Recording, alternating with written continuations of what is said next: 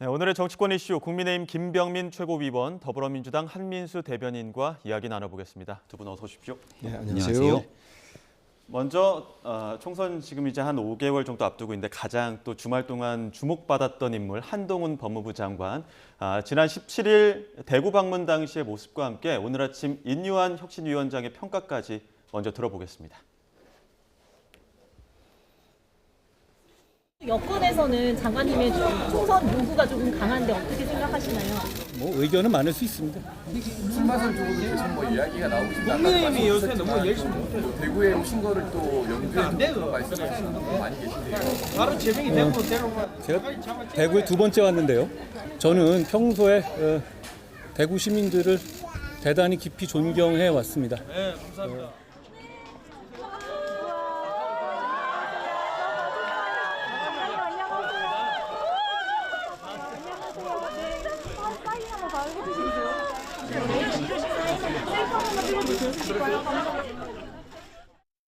한동훈 장관 총선 역할 어떻게 보실까요?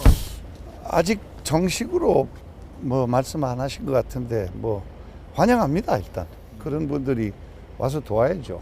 경쟁력 있는 분들이. 그럼 내년 총선에서 역할을 좀 할 수 있다고 보세요? 한동훈 장관. 아직 그분께서 결정을 안 하신 걸로 알고 있는데 결정이 된다면 참 좋은 일이겠어요. 중도층도 끌어올 수 있다고 좀 보실까요?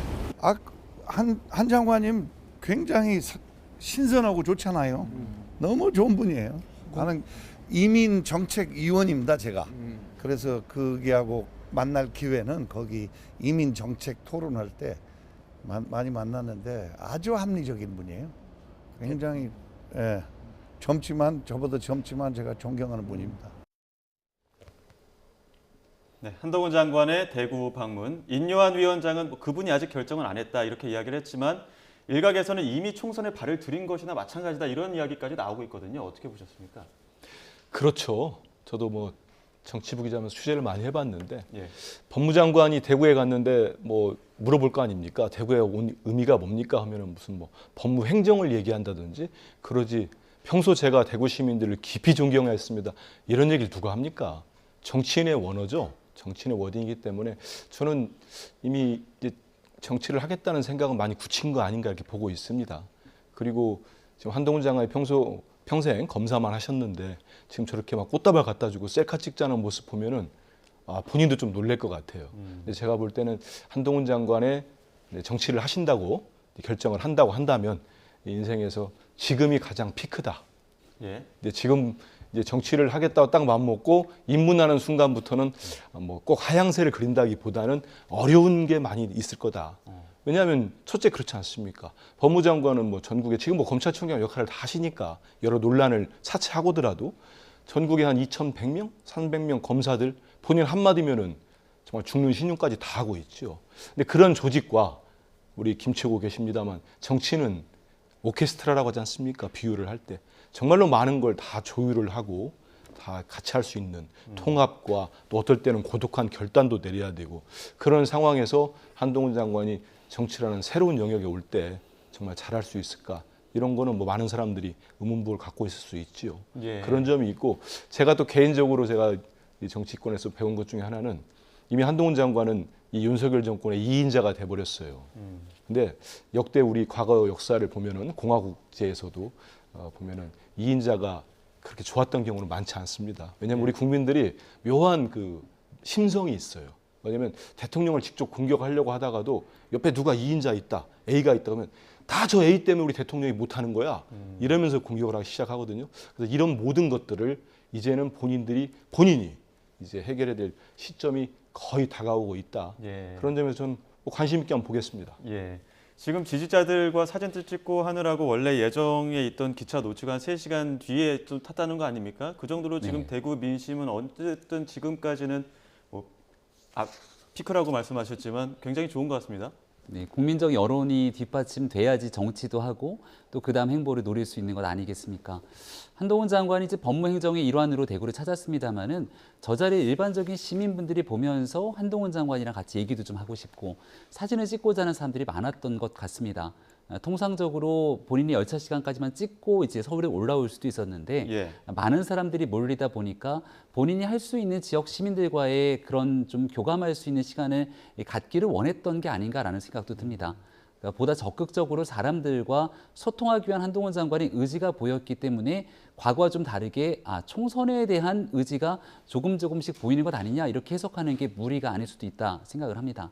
근데 이제 법무부 장관이기 때문에 한동훈 장관의 인기가 높다고 이렇게 보기는 어려운 측면이 있겠죠. 과거에 있었던 추미애 전 장관, 조국 전 장관 같은 경우는 오히려 법무부 장관직에 있으면서 그 직을 제대로 수행하지 못한 상태로서 다소 불명예스럽게 퇴진했던 일들이 있지 않습니까?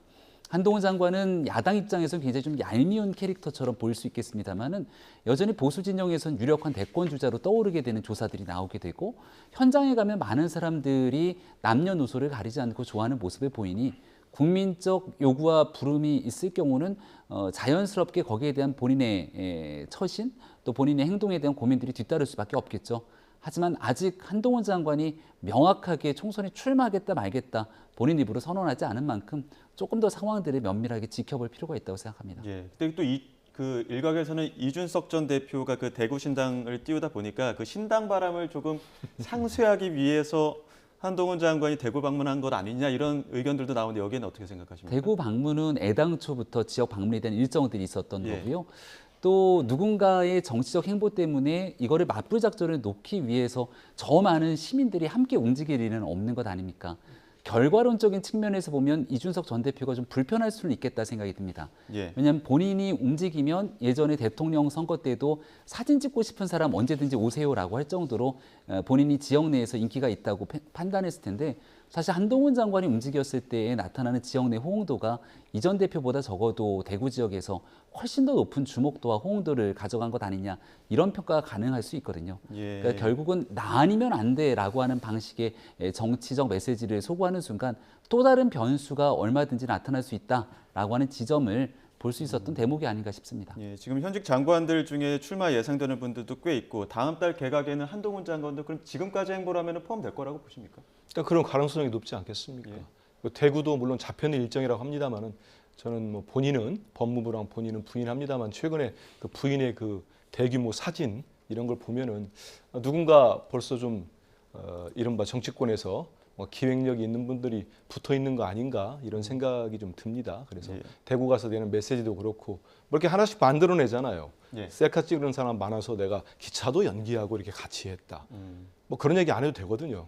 그냥 더 찍거나 아니면 바쁘면 보통 법무장관들이든 어떤 장관이든 제가 기차 시간 다 돼서 가겠습니다 하면 누가 더 붙잡겠습니까? 예. 그래도 그것도 만들어내요. 그래서 그런 거 뭐 나쁘다 좋다를 떠나서 여러 가지로 정치 행보를 보고 있다고 봅니다. 그래서 지금처럼 하면은 저 정도 행보면은 저는 뭐 대통령께서도 어느 정도 수용 그 표현이 어떤지 모르겠어요. 약간 그런 교감을 나누지 않았을까라는 생각이 들기 때문에 예. 제깍제깍 그 정치권에 발을 디디고 그 과정을 어떻게 할지는 좀 봐야 되겠죠. 예. 말 그대로 지금 이준석 전 대표가 얘기했듯이 지금 김기현 대표 체제가 바로 무너지고 비대위원장으로 갈 건지 아니면 그 기간을 좀 벌어놓은 다음에 말씀하신 대로 이제 내년 한 1월 10일까지일 겁니다. 공직자들 선거 때문에 사퇴하는 시한이 예. 그때 맞춰가지고 전체적으로 개각이 이루어지거나 할 때 나오면서 뭐 선대위가 구성된다면 그쪽으로 바로 들어갈지 이런 것들은 앞으로 어떤 쓰임새를 놓고 여권 수뇌부 쪽에서 많은 고민을 하겠죠. 예. 본인도 어떻게 할지를 고민할 거고 뭐 대구 가서 그렇지 않아도 이준석 전 대표 대구가 영남 특히 국민의힘의 본진 아닙니까? 거기를 막 휘젓고 다녔는데 한동훈 장관 저렇게 왔다 가면은 그 지역 언론도 그렇고 지역 언론도 약간 들썩들썩 할 겁니다. 그러면 그 이준석 전 대표 왔다 갔는데 야 그래도 한동훈이 낫지 않아? 이런 여론도 일 거고 예. 여러 가지를 다목적으로 봤다고 보는 게 조금 더 합리적이지 않을까 생각합니다. 예, 여러 가지 시나리오도 잠깐 짚어주셨는데 지금 나오는 게 뭐 비례 혹은 험지 혹은 대구 뭐 아니면 대선 직행이다 이런 이야기까지 여러 가지로 나오고 있습니다. 최고위원으로 보시기에는 국민의힘에서 이 한동훈 장관이 어떤 역할을 좀 하는 게 낫다고 보십니까? 네, 뭐 한 장관이 일단 출마를 할지 안 할지 모르는 상태에서 예. 다 가정에 대한 언급입니다만 원론적인 얘기를 조금 드리자면 국민의힘에서 내년 총선에 가장 힘을 주고 있는 곳은 결국 수도권입니다. 예. 수도권 선거가 서울 같은 곳이 49개 지역 중에 국회의원이 총 10개가 되지 않습니다. 예. 경기도 같은 경우는 상황이 더 심각하고요. 서울, 경기, 인천이라고 하는 이 수도권 지역에서 지난 총선 참패의 서력을 어느 정도 회복하면서 의미 있는 숫자를 가져올 때만이 과반 의석 확보를 통한 정부 성공의 보탬이 될 수 있거든요. 예. 다른 지역을 통한 가능성들을 보여주는 것도 의미가 있겠습니다만은 한동훈 장관이 갖고 있는 개인적인 경쟁력, 또 아까 제가 남녀노소를 불문하고 좋아한다 이런 얘기 드렸는데 젊은 층들에도 얼마든지 메시지를 매력적으로 소구력 있게 얘기할 수 있는 몇 안 되는 사람 중에 하나라고 생각합니다. 그런 측면에서 수도권에 조금 더 긍정적인 역할을 할 수가 있다면 한동훈 장관이 만약 정치에 참여했을 때를 가정했을 때 그게 당 입장에서는 조금 더 보탬이 되지 않을까 싶고요. 다만 지금은 약간의 전략적 모호성도 필요하다고 생각합니다. 이유는 이 전 대표가 대구발 중심으로 살찐 고양이에 비유하면서 현재 있는 현역 의원들을 다소 비하 섞인 발언들로 본인의 경쟁력을 담보하는 모습을 보였는데 신당 창당의 원동력이기도 하죠. 근데 한동훈 장관 같은 인물이 대구나 영남 지역에서 훨씬 더 큰 내적 변화의 가능성들을 보여주게 되면 이른바 종속 변수로 보여지게 되는 신당 창당의 가능성들은 더 쪼그라들 수 있거든요. 예. 그래서 당분간은 전략적 모호성을 좀 유지하되 나중에 만약에 출마 결심했으면 수도권 선거에 큰 역할을 해주면 어떨까라는 게 개인적인 바람입니다. 지금 국민의힘 내에서 중진들 험지 이야기들 지금까지도 계속 나오고 있는데 원희룡 장관이 인천 계양을에 출마해서 이재명 대표와 빅매치를 이룰 것이다 이런 관측들 나오고 있는데 네. 그러한 어떤 빅매치가 또 국민의힘 안에서도 어떤 전체 선거 판도에 좀 영향을 줄 것이다, 선봉장이 될 것이다 이런 관측도 나오고 있거든요. 맞습니까? 내각에서 중요한 역할을 했던 사람들이 따뜻한 양재에 가는 거는 바람직하지 않다라고 하는 여론들은 있는데요. 오늘 기사에 나온 것처럼 원희룡 장관이 이재명 대표를 잡으러 개항에 간다. 예. 이 얘기는 이제 카더라식 주장인 것 같은데 예. 저 개인적으로는 사실 크게 바람직하지 않다고 생각합니다. 측근발로 얘기가 좀 나오긴 해서. 네, 나오는 그러니까 거죠. 익명에 근거한 주장들이 나오게 되는 건데요. 그러니까 원희룡 장관이 그만큼 험지에 가서 뛸 의지가 있다 정도의 예. 표현이 아닐까 싶고 제가 인천 계양에 대한 반대 의사를 피력하는 건 인천 계양은 이재명 대표가 연고도 없고 명분도 없는 상태에서 민주당이 당선 가능한 따뜻한 양지에 가서 자리를 갖고 있습니다. 민주당 내 비명계 의원들조차도 이재명 대표가 왜 거기에 있냐. 험지에 출마하거나 경쟁력 있는 곳에 가라고 얘기를 하고 있죠. 근데 여기에 구태여 국민의힘의 핵심적인 인사들이 나는 이재명 대표를 잡으러 가겠다고 이재명 대표에게 명분을 줄 수 있을 만한 이런 출마의 가능성들을 타진하는 것 의미가 없다고 생각하고요. 예. 경쟁력 있는 분들이 중요한 거점에 갈 이유는 있겠습니다만은 지금 당에 있는 핵심적인 당직자들이 헌신하고 희생하면서 불출마나 험지 출마하게 되면 결국은 민주당에 있는 이재명 대표를 향해서 당신은 어떤 입장을 피력할 거냐 이런 목소리가 예. 커질 수 있는 만큼 인천 계양을에 과연 끝까지 이재명 대표가 그 자리를 지킬지 여부에 대해서도 관심을 갖고 있습니다. 아직 뭐 가능성은 여러 가지로 좀 관측들이 되고 있는 상황이긴 한데 그 비명계 중심으로도 그렇고 이재명 대표 험지 출마 얘기 나오지 않습니까? 만약에 원희룡 장관 빅매치 합시다 계양을 갔는데 이재명 대표가 험주라고 해서 다른 데 가면 또 어떡합니까? 저는 원희룡 장관 얘기 예. 나오길래 원희룡 장관 얘기할 줄 알았더니 또 은근히 또 우리 이재명 대표를 비판하는데 그럴 일은 아닌 것 같고요. 예. 아니 본인이 자신 있으면 계양을에 와서 이재명 출마 선언하면 되는 거 아니겠습니까? 그러면 지금 계양을에 국민의힘에 아마 당협위원장이 있을 거예요. 그분하고 경선을 하든 해서 출마하면 되는 거고 일단 본인도 몸값을 띄우겠다고 아마 측근을 향해서 측근이 일단 언론에다 한번 살짝 흘려봤겠죠. 얼마 전에 그 한동훈 장관도 종로 출마설 나오지 않았습니까? 근데 우리 김최고 의원은 한동훈 장관 확장력이 있다고 보는데 저는 앞서서는 상당히 뭐 긍정적 평가도 했습니다만 확장성은 없다고 봅니다. 왜냐하면 이분보다 더 인기 있는 분이 있었어요. 검사 출신. 다 기억할 겁니다. 황교안 전 대통령 권한대행. 훨씬 급도 높았어요. 법무장관 총리하고 권한대행까지 했습니다. 근데 이분 어떻게 됐습니까? 대선 지지율이 지금 한동훈 장관보다도 상당히 높았던 걸로 제가 기억합니다. 하지만 거의 뭐 소멸의 길을 걸었죠. 마지막엔 부정선거 의혹까지 제기하다가. 그래서 지금부터 제가 이제 험난한 길이 될 거라고 하는 게 모든 정치인이 발을 들이시는 순간부터는 본인이 상당히 많은 판단을 하고 어떻게 도움이 될지를 결정해야 될 겁니다. 예. 그런데 한동훈 장관이 과연 보수층에는 인기가 있지만 수도권에 나와서 어디 쉽겠습니까? 전 쉽지 않다고 봐요. 종로도 쉽지 않을 겁니다. 결국 강남 3구 빼면은 만만한 곳 없어요. 그럼 자기 선거하다가 허덕거릴 겁니다. 제가 이 얘기를 하는 이유는 원희룡 장관도 비슷해질 수가 있어요. 원희룡 장관은 더 어렵습니다. 그런 어려운 처지에 있는 분이 지금 고향 얘기 한참 나오다가 고향이 아니고 고향 경기도 뭐 그 얘기 저도 구체적으로 좀 듣기도 했어요. 그리고 최근에는 또 그 누굽니까? 그 이뇨한 위원장이 갔었나요? 제주도? 그러니까 제주도에 있는 또 그 정치인들이 그 원희룡 장관이 제주 출신이잖아요. 예. 여기는 고향이죠. 예. 홈타운. 여기 와달라고 그렇게 요구를 했어요.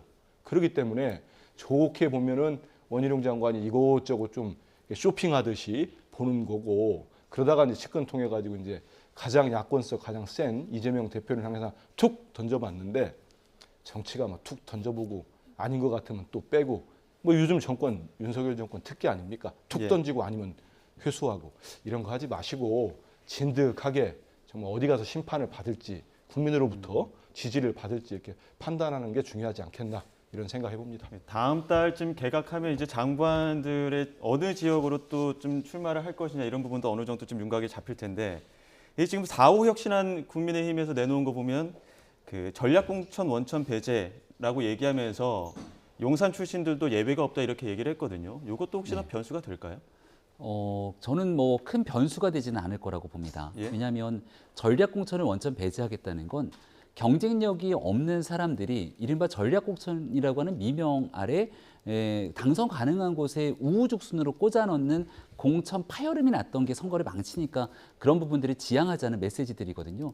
근데 지금 얘기하고 있는 원희룡 장관 같은 사람 그리고 이름값이 높은 한동훈 장관 같은 사람이 만약 출마하겠다는 의지를 갖고 어느 정도 지역에 내가 그 출마 선언을 하게 되면 지역에 있는 웬만한 그 준비하고 있는 사람들과의 경쟁력들을 봤을 때 그쪽에 훨씬 더 큰 우위를 점할 가능성이 매우 높습니다.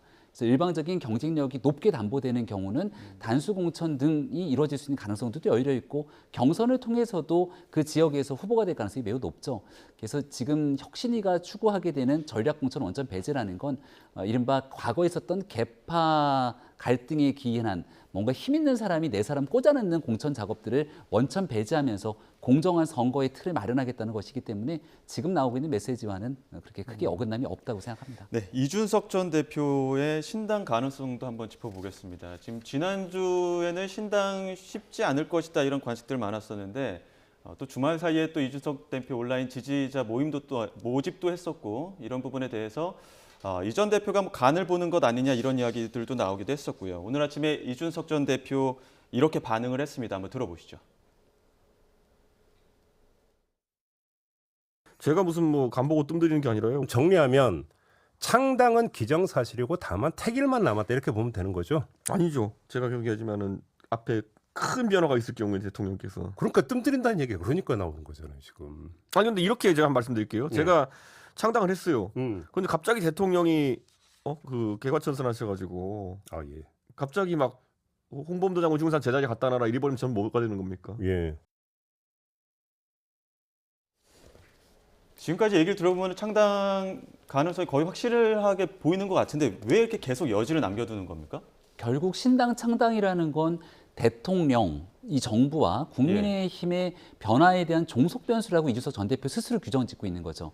국민의힘이 혁신을 계속해 나가고 새로운 인재가 들끓고 한동훈 장관처럼 국민적 지명도가 높은 사람이 큰 역할을 하게 되고 대통령께서 부정적인 요소로 비춰지는 일들을 하나둘씩 바꿔내게 된다면 이준석 전 대표 스스로도 쓸 자리가 없다는 얘기들을 하고 있는 거죠.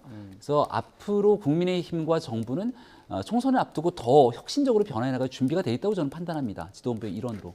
그래서 이준석 전 대표와도 계속 만나서 더 상의하고 논의했으면 좋겠다 이렇게 이뇨한 혁신위원장이 자꾸 손을 내밀고 있는 것이고 아직도 그 방향에는 특별하게 변화의 상황들은 없다 생각합니다. 그래서 이준석 전 대표가 이뇨한 혁신위원장이든 또 당에 있는 중요한 사람이든 함께 만나서 그 변화해 나갈 수 있는 동력들을 같이 만들어낼 가능성이 여전히 남아있지 않는가 생각합니다. 한민수 대변인께서 어떻게 보십니까? 저렇게 메시지가 조금 약간 좀 전에 말씀하신 이제 국민의힘의 혁신안도 좀 메시지가 꼬인 거 아닙니까? 뭐 전략공천 지역 청전지역구 만들라고 해놓고 다음에서는 모두 배제한다. 그럼 영입하는 인사들을 어떻게 배치하겠습니까? 그래서 이뇨한 혁신위가 너무 과도한 예를 책임지지 못할 혁신안을 마구 던지는 것 같아요. 거기도 마구 던지고 있는데 저는 일단은 이준석 대표가 벼랑 끝 북한이 잘 쓰는 전술을 쓰는 것 같은데 주말에 또 연락망이라는 걸 만들어가지고 지지자들 수만 명을 또 모았어요. 근데 지금 나온 거 보면은 제가 뭐 이준석 대표 속을 들어가 보이지는 않았으니까 이것만 보면 저도 약간 헷갈립니다. 왜냐하면 대통령 개과천선까지 얘기를 했어요. 뭐 공격도 하고 그랬었는데 대통령이 뭘 개과천선 하겠습니까? 그러려면은 대통령께서 이미 이준석 대표와 어떤 게 있어야 되겠죠. 그리고 개과천선이라는 게 이른바 이준석 대표가 그동안 당대표로서의 거의 지위에 준하는 원상 회복 또는 준하는 원상 회복을 해줘야 될 텐데 모든 사람이 그거는 불가능한 얘기로 보잖아요. 대통령께서 이준석 대표한테 예전 당대표 시절처럼 지금 공천권을 줄 수 있겠습니까? 준다면 달라지겠죠. 이렇게 보면은 이준석 대표가 계속적으로 뭔가 딜을 하려고 하는 모습으로 비칠 수 있다고 봐요. 그러면 주변에 이제 그 수만 명의 그 아마 젊은 지지자들일 텐데 이렇게 모이신 분들이랄지 아니면 김종인 전 국민의힘 비대위원장 같이 이렇게 좀 도우시려는 분들 입장에서 볼 때도 약간 좀 피로도도 쌓이지 않겠나 이런 갑자기 저는 그런 생각이 좀 듭니다. 그래서 이준석 대표가 계속 대통령한테 오지 않는 메아리인데 왔으면 벌써 이뉴한 위원장이 뭔 얘기라도 했겠죠. 전혀 없는 상황에서 계속 대통령을 압박하는 모습. 이게 정말로 마지막에 12월 27일 근처에 가가지고 엄청 큰 거를 뭐 공천권 반 아니면 뭐 윤핵관 전부 정리 뭐 이런 걸 얻어내기 위한 제스처인지는 모르겠습니다만 저는 신당이라면 적어도 신당이 어떤 비전과 가치 정책이라는 게 충분히 필요합니다. 근데 이런 것들이 없이 계속 지금의 스탠스로 12월까지 넘어가고 중순 넘어간다. 그러면 글쎄요. 그 신당에 대한 기대랄지 이준석의 새로운 모습을 기대하는 측에서는 좀 비판적인 목소리가 나올 수 있지 않겠나 이런 생각이 좀 듭니다. 그 오늘 아침에 허은하 의원이 그 라디오 인터뷰에서 국민의힘과 이준석 대표가 그 전 대표가 부부라면 천하용인의 아들 딸이다. 가족들이 아름답게 살았으면 좋겠다 이렇게 얘기를 했었는데 그 대선 과정에서도 한번 당시에 윤석열 대선 후보와 이준석 대표가 갈등이 좀 있었고 의총장에서 극적으로 화해하고 포옹하고 이준석 대표 운전해서 바로 옆에 윤석열 당시 후보 태우고 이렇게 쭉 가지 않았습니까? 만약에 D-Day 전날 99%인데 그때 극적으로 화해할 가능성은 없는 겁니까? 저는 여전히 남아있다고 생각을 합니다. 그리고 그때 그 갈등 국면을 조정했던 사람이 당시 국민의힘의 원내대표였던 김기현 현 당대표죠. 그러니까 원만하게 내적 갈등들을 조율해왔던 사람들이 여전히 국민의힘에 남아있고요. 허은하 의원 같은 경우도 동대문 을이라고 하는 지역에 출마하기 위해서 지금 열심히 경선 준비를 하고 있습니다. 그리고 이준석 전 대표가 신당 창당을 예고하고 있지만 거기에 허은하 의원을 비롯해서 이른바 이준석 전 대표와 가까이 지냈던 인사 어느 누구도 신당에 내가 이 당을 떠나서 가겠다는 얘기를 안 하고 있죠. 그러니까 허은하 의원도 가족 같은 관계 속에서 이 가족이 다 지냈으면 좋겠다고 얘기를 하는 건 국민의힘 중심으로 변화하고 혁신했으면 좋겠다는 얘기들을 계속 하고 있는 것이죠. 그러니까 이 전 대표의 입장에서는 신당 가능성은 두 가지인데요. 하나는 본인 중심의 이준석 신당을 만드는 겁니다. 거기에는 천하용인 같은 이준석 전 대표와 생각을 같이 했던 동지들이 결집이 돼야 되는데 누구도 당 밖을 나가겠다는 얘기를 안 하고 있습니다. 그럼 두 번째는 조금 전 얘기했던 금태섭 전 의원, 금태섭 의원이 추진하고 있었던 그 새로운 신당으로 제3지대에 같이 이준석 전 대표가 올라타서 그 틈바구니에 함께 있는 건데 중간에 있는 여러 사람들 중에 원오브 댐으로서의 이준석 전 대표는 사실 크게 매력적이지가 않죠. 그 길을 갈 거면 이 전 대표가 조금 더 진지하게 함께하는 모습을 보였을 텐데 거기에 적극적인 모습을 보이지 않고 있는 상황입니다. 그래서 아마 신당에 대한 동력들이 좀 많이 떨어져 있는 상태 속에서 결국 국민의힘이라고 하는 본인 스스로가 당대표를 지냈던 이 공간들을 변하고 개혁하기 위한 길에 함께 나서게 되는 게 모두에게 도움이 된다고 생각합니다. 그런가 하면 또 내일 국민의힘 혁신위 강연에 민주당 그 비명계 이상민 의원이 강연을 하는데 민주당은 이 모습 어떻게 좀 바라보고 계십니까? 어떤 모습? 우리 이상민 의원이 혁신위가 하는데 혁신위의 초청으로 국민의힘 혁신위의 초청으로 민주당의 중진이 가서 강연을 한다. 이런 모습에 대해서 어떻게 바라보고 계십니까? 뭐 초청 받았으니까 가는 거 아니겠습니까? 그리고 예전에 이제 우리 유인태 전 국회 사무총장도 국민의힘에 모임 가서 강연도 하고 했는데 물론 이거는 좀 차원이 다르긴 하지요. 왜냐하면 이상민 의원이 지금 이른바 비명계로 분류가 되는 것뿐만 아니고 다른 또 분들하고 다르게 방송 같은 데 나가서 이미 국민의힘의 입당 같은 거를 할 수 있다는 그런 말씀을 계속적으로 하고 있기 때문에 이런 상황에서 이뉴한 혁신위가 불렀는데 갔다는 거는 정치적 의미를 붙일 수도 있는 상황이라고 봅니다. 근데 저는 그런 생각은 해요. 이제 이상민 의원께서 지금 한 5선인데 중간에 이제 민주당을 떠나서 다른 정당으로 한번 국회의원을 하신 걸로 제가 기억을 합니다. 그러면 5선이면은 가령 만약에 들어서 국민의힘의 빨간색으로 갈아입고 가서 또 지금의 이제 지역구 대전 유성 쪽인가요? 그쪽에 당선이 되면 6선이 될 겁니다. 그럼 본인이 뭐 좀 얘기하지 않습니까? 자기는 다음에 이제 국회의장을 해보는 꿈이라고 하는데 물론 뭐 국민의힘 가서 경선을 또 할 수도 있겠습니다만은 그런 부담들도 여권에 좀 있을 거라는 생각이 들어요. 그래서 그리고 그 민주당의 5선 정도 하신 분이 지금의 정반대 정치 지형으로 가실 때는 예. 저는 무엇보다도 분명한 정치적 지향점과 가치, 비전과 목표 이런 것들이 분명히 필요하다고 봅니다. 예. 한 번 더 해서 내가 어떤 자리에 가겠다. 이런 걸로는 저는 국민뿐만 아니고 지역국 주민들 설득하는 것도 예. 좀 한계가 있을 수밖에 없다고 봐요. 그래서 저는 가셔서 또 무슨 말씀할지 모르겠는데 예. 뭐 본인의 선택이니까 그 역시 뭐 본인이 앞으로 나아가는 데 있어서 밟아가는 길인지 그게 뭐 제대로 길인지 이런 건 뭐 유권자들과 그 지역 주민들이 판단하지 않겠습니까? 예, 뭐 이 자리에서 거취를 표명하지 않을까 이런 뭐 이야기들도 나오곤 있습니다만, 그러니까 국민의힘에서는 지금 뭐 혁신이 굉장히 바쁘잖아요. 예. 그리고 국민의힘 안에도 5선 중지들도 있고요. 근데 왜 민주당 이상민 의원을 지금 이 시점에 불러갖고 강연을 듣는 겁니까? 이상민 의원은 민주당 내에서 쓴소리 역할을 담당을 오랫동안 해왔죠. 예. 근데 그렇게 본인 스스로 하고 싶었던 이야기들을 건넸을 때 오히려 민주당 내에 있는 강력한 지지층들로부터 정말 입에 담기 힘들 정도의 모욕적인 발언들, 또 그런 모욕적인 정치 공세를 받아왔기 때문에 그 안에서 있었던 이상민 의원이 가졌던 소외들을 좀 듣고자 원했던 것 같고, 예. 항상 정치는 반면 교사가 중요할 겁니다. 그래서 우리 당이 혁신하고 변화해 나가는 길에 그런 반면 교사를 삼기 위한 다양성의 길을 어떻게 확보할 건지를 듣는 건 의미 있는 일이라고 생각을 하고요. 예. 이상민 의원이 저 개인적으로는 국민의힘에 함께 했으면 좋겠다는 생각을 강하게 갖고 있습니다. 예. 과거에 민주당에 몸을 담았다가 국민의힘에 넘어왔던 의원들도 여럿 있는데 대표적인 중진 의원이 조경태 의원이죠. 그리고 넘어왔을 때 국민의힘이 굉장히 타 정당에서 넘어왔다고 배척하는 것이 아니라 국민의힘에 있는 당원들이 조경태 의원을 수석 최고위원으로 전당대회에서 뽑아주기까지 했을 정도로 열렬하게 함께 한 가족처럼 지낼 수 있는 분위기들이 다 잡혀 있다고 생각합니다. 이상민 의원이 정말 어떤 결단을 내릴지는 아무도 모르겠습니다만은 상식적이고 합리적인 기치를 갖고 정치하겠다는 많은 분들이 있으면 국민의힘은 배척하지 않고 모두에게 그 길과 가능성을 다 열고 있다는 말씀을 다시금 드립니다.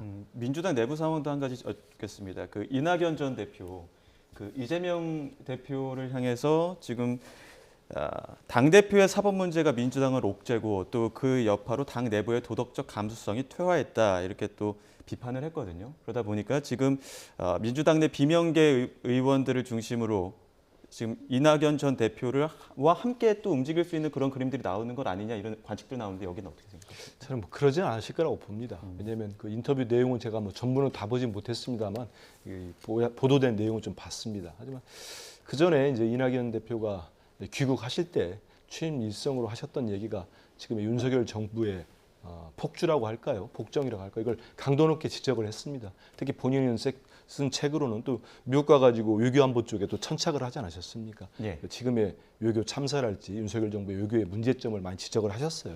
그런 점에서 보면은 지금 우리 민주당 뭐 이재명 대표뿐만 아니고 당 지도부나 많은 의원들의 생각과 저는 이낙연 전 대표 총리의 생각이 궤를 같이 한다고 봅니다.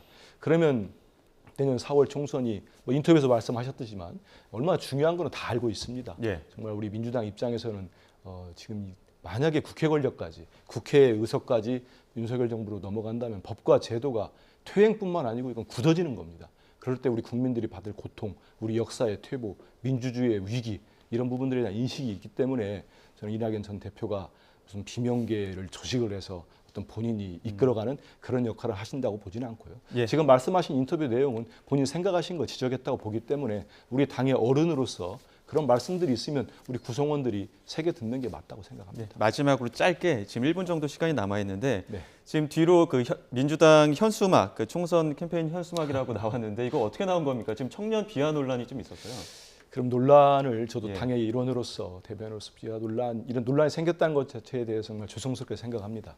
좀 전에 저희가 회의가 끝나고 사무총장께서 불찰이었다 모든 게 잘못됐다는 사과를 했습니다. 사실 이게 저희들이 갤럭시 프로젝트라고 해가지고 예. 외부에서 전문가들 있지 않습니까? 그 업체에다가 용역을 줘서 당이 같이 민주연구원도 같이 하면서 쭉 준비를 한 겁니다. 예. 갤럭시라는 게 뭐 은하수잖아요. 예, 예. 수많은 우리 국민들이 각자의 이해 요구가 있고 삶이 있지 않습니까? 예. 그런 걸 우리 민주당이 모두 보듬어 보자고 하면서 만든 티저 광고거든요. 티저 현수막인데 이게 외부로 외출되는 바람에 국민들도 지적을 받아가지고 예. 저도 일단 잡혔던 일정도 취소하고 총장이 사과드렸다는 말씀드리겠습니다. 국민의힘은 어떻게 바라보셨는지? 네, 굉장히 비판적인 기조가 저희 당이 굳이 언급하지 않더라도 많은 비난이 있었던 거로 알고 있습니다. 특히 지난날 있었던 청년 비하 논란들이 민주당이 몸담았던 송영길 전 대표가 어린 놈이라는 표현, 그리고 또 민주당이 중요한 역할들을 맡아오기도 했었던 과거에 이 유시민 전 위원장 같은 경우도 2030 남성들을 대상으로 입에 담기 힘든 말들을 쏟아냈거든요. 그러니까 결국 이런 전체적인 인식들이 젊은 층들에 대한 비하로 굳어지는 것 아니냐라고 하는 우려가 계속 나올 수 있기 때문에 민주당이 이번 일을 계기로 분명하게 젊은 층과 더 소통하는 길에 나서기를 바랍니다. 네, 뭐 민주당도 해프닝이라고 했으니까 향후에 또 어떤 또 캐치프레이즈가 나올지 한번 보도록 하겠습니다. 지금까지 국민의힘 김병민 최고위원 그리고 더불어민주당 한민수 대변인과 함께했습니다. 오늘 말씀 고맙습니다. 예, 고맙습니다.